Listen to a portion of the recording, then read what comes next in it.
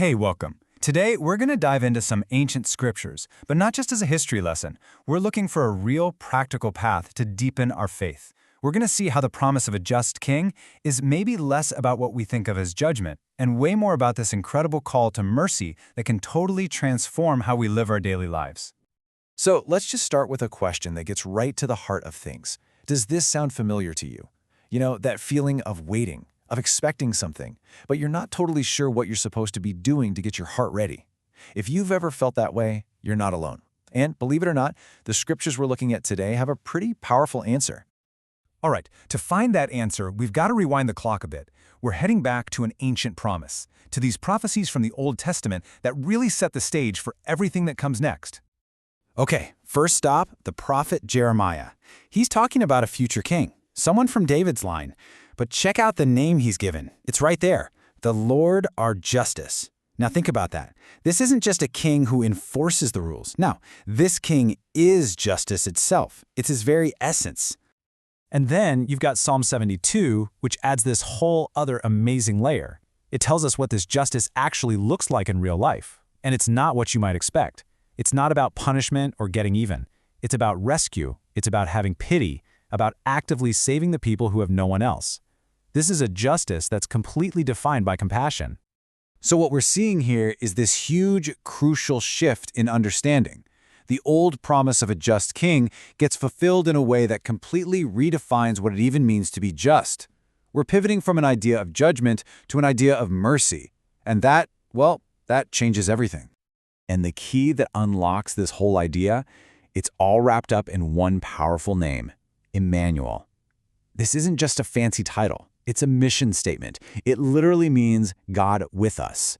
So this king isn't some distant ruler up on a throne. The whole point is that he's coming to be with us, right in the middle of our messy, complicated lives. So here's the bottom line. If God is actually with us, then his justice can't just be about tallying up wrongs. The goal becomes something so much bigger. It becomes about healing, about restoring what's broken, both in us and in the world around us. It's a justice that makes things whole again.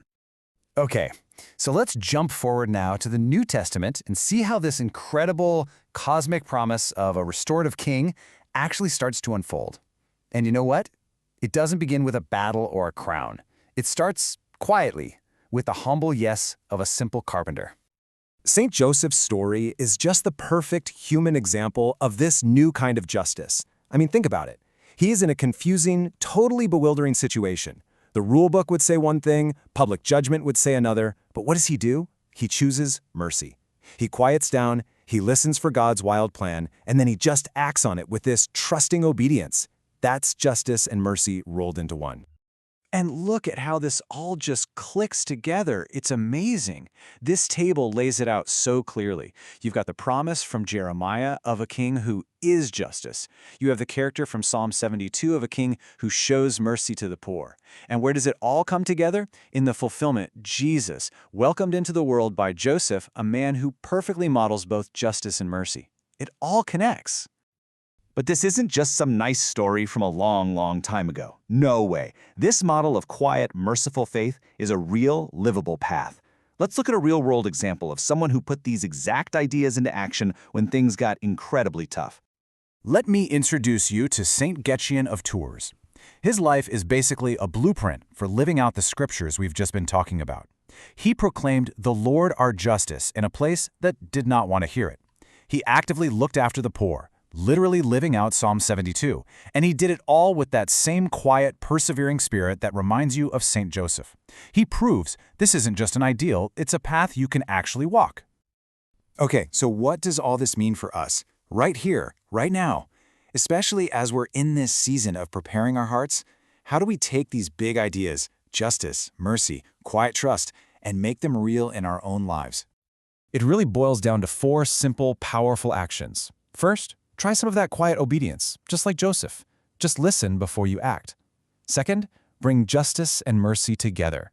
Find a way to defend someone who's being overlooked. Third, welcome Emmanuel. Actively invite God into the parts of your life that are confusing or scary. And fourth, persevere like St. Getchian. Trust that God is with you, especially when it's hard. And listen, you don't have to start with some massive, life-changing thing. This journey can start today. It can start right now. Just think of one small act of mercy for someone who maybe doesn't get a lot of attention. That's it. That's the moment where justice starts to look a lot like love. And that really brings us to our final thought. This ancient promise isn't just a story, it's an invitation that's still open. So the question for each of us to sit with is this: where in your life, in your work, your family, in your own heart, where is this just and merciful King asking to be welcomed today?